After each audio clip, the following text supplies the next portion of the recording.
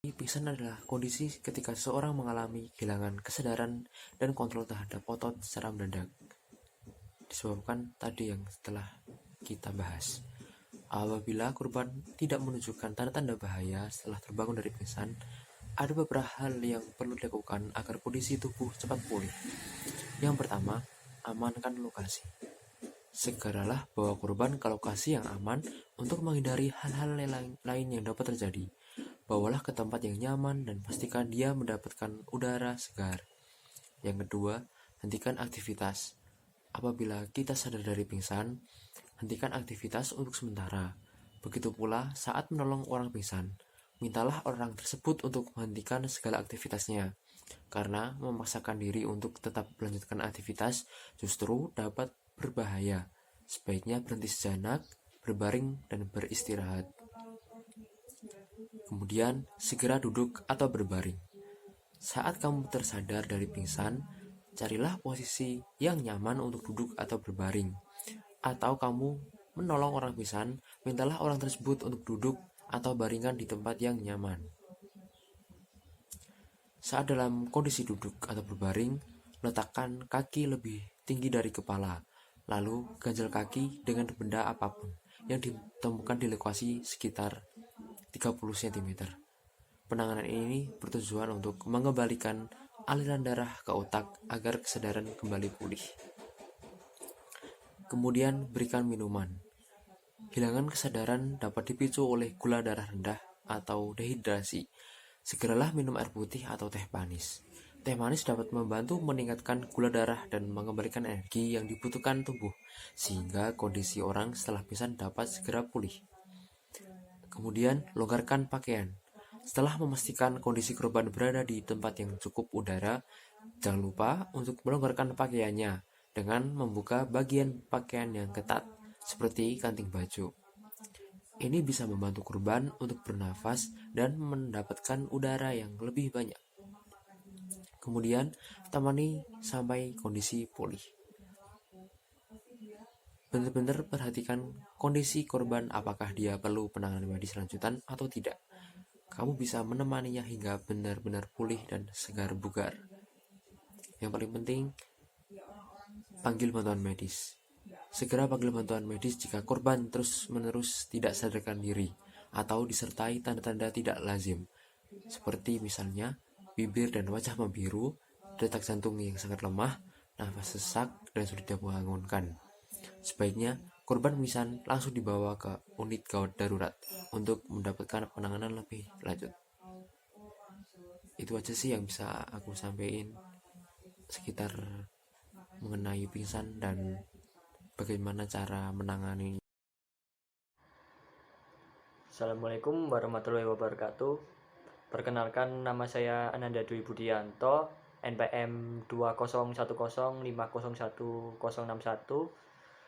Di sini saya akan menjelaskan tentang video praktek terkait penerapan P3K dalam kasus yaitu gangguan pernafasan.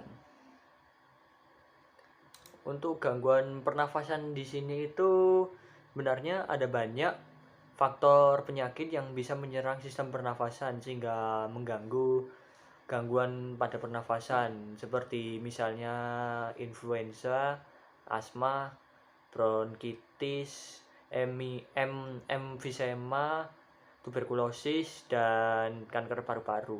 Dan salah satunya yang biasa sering kita temui adalah asma. Biasanya asma ini itu menyerangnya itu kondisi ketika saluran udara meradang, sempit, dan membengkak, sehingga menghasilkan lendir yang berlebihan sehingga menyulitkan orang tersebut untuk bernafas. Biasanya gejalanya itu seperti ada tekanan di dadanya, itu kayak tekanan sakit banget rasanya, dan dia itu susah buat bernafas. Nah, biasanya orang yang asma itu punya alatnya sendiri buat membantu melancarkan sirkulasi udaranya, sirkulasi pernafasannya mereka biar dadanya nggak sesak. Ya, kita anggap aja ini tuh sebagai contoh alatnya. Jadi disedot kayak gini, terus udah gitu, sedot lagi. Nah, untuk Di sini saya akan menjelaskan bagaimana cara menangani orang yang terkena asma tersebut. Jadi saat dia asmanya lagi kambuh, hal pertama yang harus kita lakukan yaitu pegang ini punggungnya.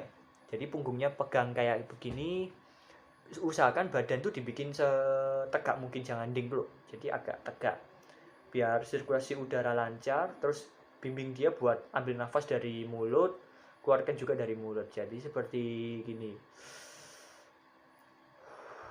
Lakukan begitu terus sampai pernafasannya lancar dan dia sudah mendapatkan bantuan berupa alat pernafasannya ini. Kalau misalnya dia bawa, atau kalau misalnya nggak ada, mungkin kebetulan di sekolah ada, di UKS ada alatnya gitu, setidaknya sampai dia udah merasa lega buat menghirup alatnya ini supaya dia bisa bernafas dengan lega lagi. Nah, untuk selanjutnya, kalau misal orang yang punya gangguan pernafasan, ini nggak hanya berlaku di asma ya, mungkin di segala kondisi. Salah satu cara terbaik untuk mereka agar mereka bisa bernafas dengan lega yaitu kita sediakan saja bantal.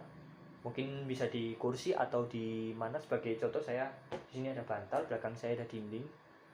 Usahakan posisi badannya dia itu seperti ini. Nah, maaf. Jadi badannya itu dibikin rileks tapi tetap tegak. Badan bisa nempel ke bantal.